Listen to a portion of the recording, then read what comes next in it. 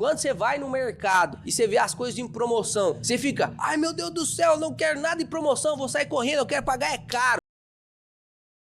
Fundo imobiliário caindo pra caramba. Você olha aí o último mês do IFIX, já tá com uma queda de 2,32. Eu abro a minha carteira, tô com uma queda aí de 2,92. E cara, muita gente agora começa a falar, pois é, né? Os fundos imobiliários eram o conto do vigário, só não acreditava quem não queria. E agora vocês vão se lascar. Pois é, isso aí vai acontecer várias e várias vezes, inclusive não só com fundos imobiliários, mas com a ação também. Então você precisa entender o que tá acontecendo. Sempre quando o ativo sobe ou quando o ativo cai, você tem que entender o que tá acontecendo. É porque quando sobe você fica felizinho e aí, tá bom, subiu, né? Você não pesquisa por que aconteceu. Agora quando cai, você fica triste, desesperado e aí você começa literalmente procurar por informação, começa a ver um monte de notícia aí que é mais escandalizante do que realmente informativa. Então hoje eu quero te mostrar o que tá acontecendo com os fundos imobiliários, por que tá acontecendo e inclusive te deixar uma tarefa de casa. Então se você não conhece ainda o canal, meu parceiro, eu te peço um voto de confiança pra você deixar aí um like, se inscrever no canal, assistir os últimos 10 vídeos do canal e aí se você não gostar, você pode deixar o dislike aí, se desinscrever. Eu tenho certeza que você vai, a partir de hoje, acompanhar o canal mais completo do YouTube, que realmente vai trazer muita informação de qualidade pra você. Eu vou precisar de um minutinho aqui do quadro pra te explicar o que tá acontecendo com o IFIX, pra te explicar, na verdade, o que tá acontecendo com a Bolsa Brasileira. Porque a gente olha o IFIX aqui, você vê uma queda de 2,35 no último mês, mas se a gente colocar o IBOV, dá uma olhada nisso aqui, cara. O IBOV do último mês caiu 6,6% e desde o início do ano, esse WTD é Year to Date, no início do ano até a data atual. Você vê aí que já caiu 9,82%. Então caiu muito mais do que o IFIX, porque o IFIX, se a gente pegar o Year to Date aqui, tá no 0 a 0. A queda mesmo que aconteceu foi agora nesse último mês. Por quê? Aí agora você pega seu caderno aí pra você anotar. Inclusive, eu zerei aquele caderninho que eu ficava com vocês e agora a gente tem um cadernão aqui da geração de dividendos, ficou brabo pra caramba e agora o papel é zerar ele também, né? Então temos alguns pontos que fizeram os fundos imobiliários primeiramente subirem e agora ter essa correção. Vamos pros pontos da subida? Porque os fundos imobiliários eles não estão subindo, não tem pouco tempo não. Olha lá, desde dezembro eles começaram a subir e bateram uma alta histórica aí de 8% em 2, 3 meses. E depois aconteceu essa correção de 3%. Então vamos entender primeiro por que subiu. Os fundos imobiliários de tijolos, eles sempre têm uma correlação negativa com a taxa Selic. Ou seja, se a taxa Selic está alta, os fundos imobiliários de tijolos estão na mínima. Por quê? Porque os fundos imobiliários de tijolos, eles precisam fazer alavancagens para poder conseguir comprar novos imóveis, correto? Se eu fiz uma dívida e a taxa Selic subiu, a minha dívida fica mais cara. Então parte da minha receita, que era para virar dividendos, tá virando pagamento de dívida. Logo, com menos dividendos, os imóveis são precificados com valor patrimonial abaixo, ou seja, o PVP do fundo imobiliário também abaixa um pouquinho, pagando menos dividendo. Acontece o que no mercado? Muita gente vende os fundos de tijolos e por isso que os fundos imobiliários de tijolos caem. Comparado a isso, existem os fundos de papéis, que são correlacionados positivamente com a taxa Selic, ou seja, se a taxa Selic sobe, vamos pro quadro aqui, se a taxa Selic sobe, os fundos de papéis também sobem. Por quê? Papel é juro, papel é juro. Taxa Selic é o nome, o apelido dado para a taxa básica de juros do país.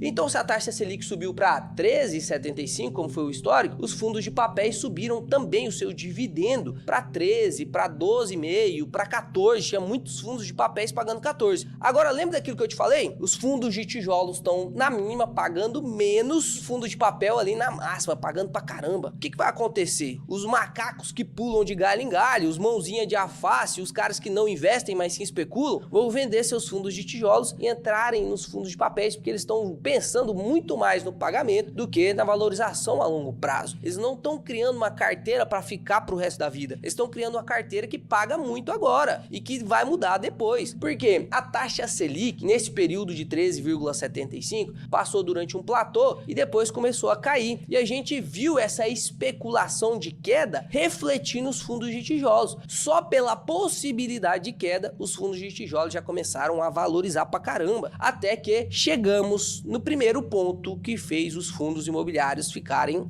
no platô. Os fundos de papéis ainda estão valorizados, porque uma taxa Selic de 10,50 ainda é muito alta. Logo, paga muito dividendo ainda. Tem muita gente interessada nesse tipo de ativo, porque tá pagando muito, né? Tem muita gente que investe só por causa de dividendos. Você vai ver que isso é mais comum do que você imagina. Logo, com a instabilidade fiscal, com esse trâmite todo que tá acontecendo aí no arcabouço fiscal, onde o governo tá querendo aumentar o seu gasto e não reduzir o gasto. Aí, para aumentar o gasto, sem aumentar a receita, é com aumento de imposto. Então, tem muita gente, inclusive capital estrangeiro, com medo da situação fiscal brasileira. Logo, o que vai acontecer? O pessoal vai sair da Bolsa Brasileira. Tem muito investidor estrangeiro que investe em ações, por isso que você vê o Ibovespa caindo muito mais. As ações, elas sofrem, inclusive, mais oscilação por conta do risco fiscal. Por isso que são um tipo de ativo mais arriscado do que fundos imobiliários. Fundos imobiliários, inegavelmente, e agora tá a prova aqui para vocês, você vai ver isso consecutivamente sendo comprovado pelo próprio mercado, os fundos imobiliários ele tem uma volatilidade muito menor do que as ações. Você vê as ações caindo 10%, os fundos imobiliários no 0 a 0 ainda, né? Só que a gente entende que a possível valorização que estava acontecendo por conta daquele achismo, né, da taxa Selic chegar até 9% no final do ano, ele deu uma freada,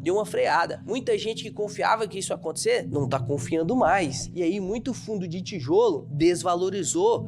Absurdo, meu parceiro. Quando eu entro aqui na minha carteira, dá uma olhada nisso aqui. A gente tem alguns fundos imobiliários que até pouco tempo atrás, um mês atrás, a carteira tava valorizando 2%, né? Sem contar a performance dela, que eu já te ensinei que fundo imobiliário você conta performance, não variação, né? Esse 5% negativo aqui, por exemplo, de HSLG, nem sempre representa uma rentabilidade, um retorno total negativo, porque ele pode pagar 10, 15% de dividendo no ano. Então fica positivo 10%, um exemplo, né? Mas quando você olha aqui, você vê algumas desvalorizações, como por exemplo o HSLG, que eu trouxe vídeo no canal, do XPLG, do GARI 11, do RZTR, do CPTS, parece até palhaçada, né? Ó, do HGLG, do GGRC, tem fundos imobiliários, e você viu que eu não citei praticamente nenhum aqui de papel, apenas o CPTS, todos os outros foram de tijolos. Por que tá acontecendo essa queda repentina nos fundos de tijolos, principalmente? Por quê? E aí agora a gente entra pra parte que importa do vídeo, né? Porque você entendeu o cenário macroeconômico, o motivo das quedas, mas você tem que entender agora, inclusive um aluno mandou assim lá no grupo, onde eu me relaciono com os alunos da geração de dividendos, ele mandou assim, Léo, Galvão o nome do cara, Léo, mas na queda assim adianta a gente ler RI? Porque independente da informação que vai aparecer no RI, o fundo tá caindo mesmo, será que adianta? Que isso? E aí a turma respondeu pra ele, e eu respondi também o seguinte, cara, é neste momento que é o momento mais importante pra você ler o RI, porque imagina só, se o fundo imobiliário tá caindo, não quer dizer que ele é ruim, peraí, olha só a canequinha aqui da geração de dividendos, olha só essa frase aqui, se você aprender isso aqui, cara, você vai ganhar de muita gente, olha só, nem tudo que cai é oportunidade e nem tudo que sobe deixou de ser. Então não é porque um fundo tá subindo ou tá descendo que ele deixou de ser oportunidade. Não é porque um fundo caiu que ele é ruim e não é porque um fundo subiu que ele é bom. Oscilação de mercado vai acontecer o tempo todo, meu parceiro. E você que tá começando a investir agora, que tá assustadinho porque a bolsa tá caindo, você tá com um sentimento totalmente diferente do que deveria ser. O contrário, na verdade. Você deveria estar animado agora. Quando você vai no mercado e você vê as coisas em promoção, você fica, ai meu Deus do céu, eu não quero nada em promoção, vou sair correndo, eu quero pagar, é caro. Não faz sentido esse tipo de pensamento. Só que na bolsa de valores, como já diziam vários investidores, é o único lugar onde a promoção assusta. Como que a gente vai saber se é promoção de verdade ou não? Porque às vezes pode ser enganação, né? Às vezes ele pode estar caindo porque ele é ruim mesmo. Como que eu vou descobrir? Só lendo o RI, meu parceiro. Só tendo a habilidade de poder analisar seus fundos imobiliários e a liberdade de não depender de diquinha. Eu não tô aqui para te dar diquinha. A liberdade no mercado financeiro é o conhecimento, meu parceiro. É o conhecimento. Então eu te espero no próximo vídeo. Até mais, investidores. Até o próximo vídeo será